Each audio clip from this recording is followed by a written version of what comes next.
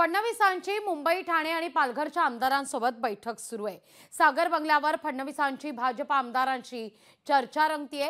विदर्भ आणि मराठवाड्यानंतर मुंबई, ठाण्याच्या आमदारांशी ही चर्चा होतीये। निवडणुकीच्या तोंडावर फडणवीसांनी आता आढावा बैठक ठेवलेली आहे। मुंबई, ठाणे, पालघर मिळून भाजपचे 24 आमदार सागर बंगल्यावर पोहोचले।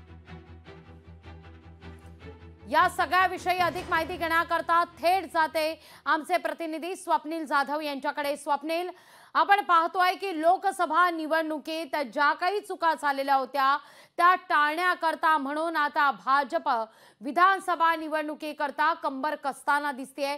फडणवीस मुंबई, ठाणे आणि पालघरच्या आमदारांसोबत आता सागर बंगल्यावर बैठक घेत आहेत। नेमके किती जण सागर बंगल्यावर पोहोचलेले आहेत आणि या बैठकीत काय चर्चा होते, काही संकेत पोहोचतायत का?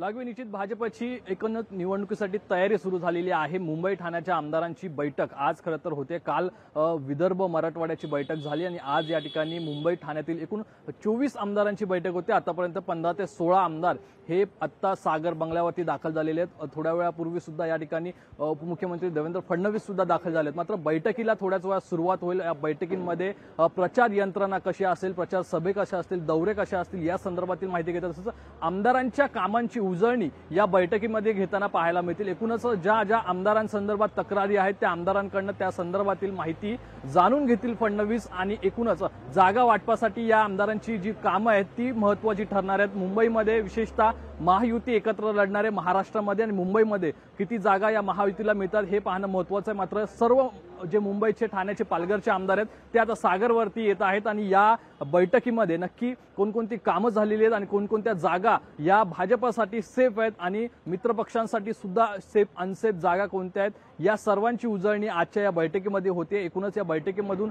नक्की कोणकोणत्या आमदारांकडे नाराजी आहे ती महायुतीतील नेत्यांसंदर्भात, आमदारांसंदर्भात जाहीर होते का याकडे विशेष लक्ष आपलं असेल। या संदर्भातील अपडेट सुद्धा आपण माहिती येते कळू। मात्र एकूणच सर्व माहिती येते आमदार आता उपमुख्यमंत्री देवेंद्र फडणवीस यांच्यासमोर मांडतील आणि यावरती नक्की आगामी काळात काय निर्णय होतो हेच पाहणं महत्त्वाचं असेल। लागवी निश्चित। स्वप्नील, तुर्तास धन्यवाद तुम्ही दिलेल्या एकूणच या सविस्तर माहिती करता। एकूणच काल आपण पाहिलं तर मराठवाडा, विदर्भचा आढावा फडणवीसांनी घेतलेला आहे आणि आज सुद्धा मुंबई, ठाणे आणि पालघरचा आढावा सागर बंगल्यावर घेतला जातोय। या आढावा अंती आता नेमकं फडणवीस काय ठरवतात यावर मात्र राजकीय गणित महायुतीचं अवलंबून असणार आहे। या सगळ्या घडामोडींवर लोकशाही मराठीची सुद्धा नजर असेल। लोकशाही मराठी ऐका, पहा, जागरूक रहा।